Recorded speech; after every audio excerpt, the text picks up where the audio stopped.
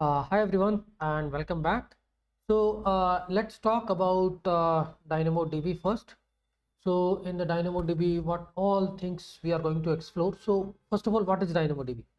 DynamoDB is a fully managed internet scalable, easily administered and cost-effective NoSQL database. It's like fully managed. AWS is providing this as a managed NoSQL database, which is known as the DynamoDB.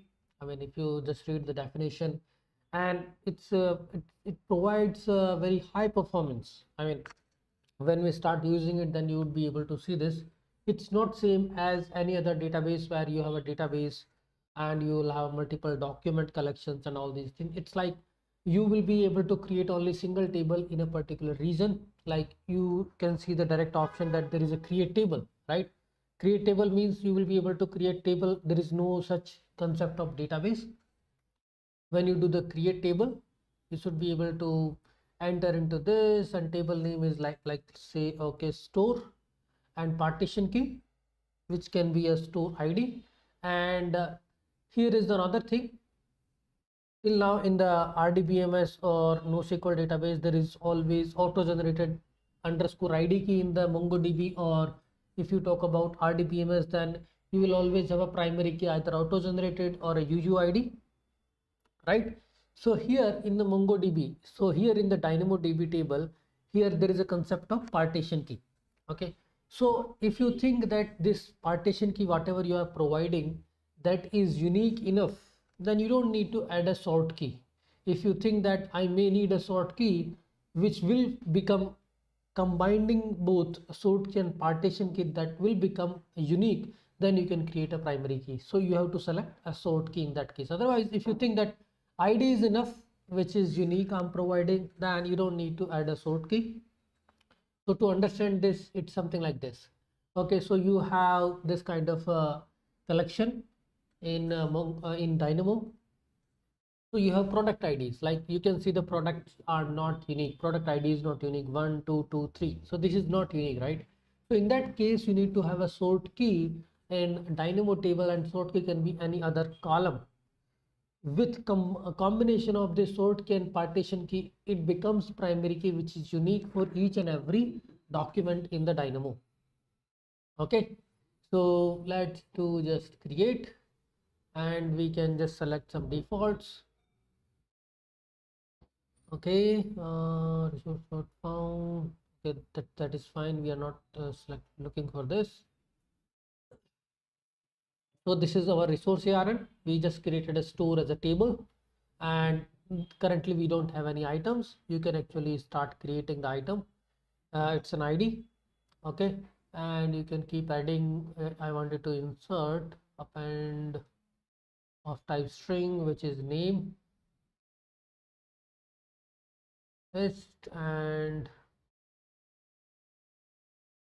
of type string description test. So here what I did is I created a first document, right?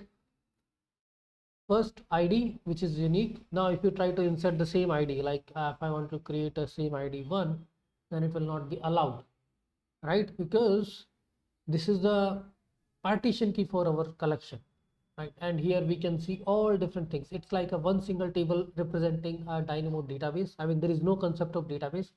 It's just a table, and this is the ARN. We can just switch to a different region and create another table in another region, but this is what. So in this store, we can see a lot of things. You can also register a trigger, because this DynamoDB, Lambda, SQS, SNS, all these suits together, because these are event-driven technologies. You want to trigger one Lambda function when there is an update in the Dynamo. You want to trigger a Lambda function when there is a update in the file in the S3. You want to trigger a Lambda when there is a message arrived in the SQS, right? On all these kind of scenarios, we can use these Lambdas. Lambdas are event driven, and that event can come from the SQS, can come from S3, can come from any origin. Specifically, we do it for the S3, like something updated on S3. Let's execute this Lambda function and reprocess that file. Something updated in the DynamoDB collection. Okay, let's execute this Lambda and do the processing. New message arrived on the SQS queue, execute the Lambda and process it. Okay, so Lambda is like event driven and it suits together with all these other AWS services. That's why we are talking Lambda, DynamoDB together. DynamoDB table we have created. And now, so this is just a basic, like now we can talk about the scalability, performance. Using AWS, DynamoDB developers can combine incremental scalability and high performance with the ease of cloud administration and all. Okay, it allows you the cross-region replication, fine-grained access control, high level, and we have already seen how the documents are getting stored. I mean, this is a NoSQL. So consider that in one document you are putting the data something like this. In another document, your data structure can be something else. Your ID is something which you have to keep. I don't want a name or something. I have a type is data, something like this, and we should be able to save it because there is no particular structure. This is a NoSQL. In the first document I had a description name. In second document I don't have a description and name, I have a type, right? So this is how it works. So we have a tables, we have the items and attributes, right? This is, so if you see the create item, this item is like you are creating a record. Table we already have, so table items, and these are the attributes we are creating inside it. Okay, so we just need to take care about like what is our partition key. Do we need a sort key? And partition key and sort key will become primary key, which represents the uniqueness, right? Okay, this is all about so now what we will do is once this is done, we will also talk a little bit more about DynamoDB, partition key and all these things, partition key and sort key, how to choose them, how to create a proper structure of table based on your project need. Okay, a simple primary key, like we can talk now. So simple primary key, if you see this store here, simple primary key is talking about just partition key. But if you want some uniqueness, your primary key, your partition key is not unique, then you will combine the sort key, right? In that case, both of them will become a primary key. Okay, so all the different data types in the Dynamo. So we can also look into the Dynamo documentation.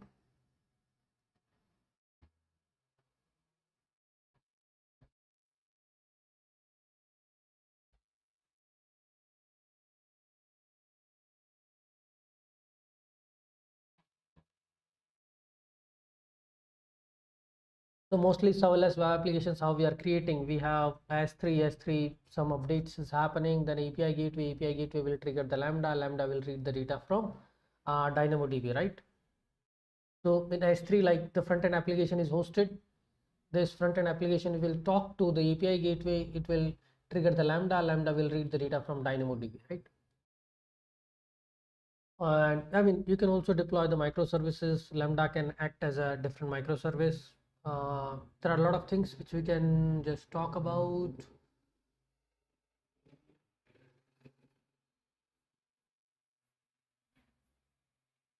The only thing is the performance of the Dynamo, right?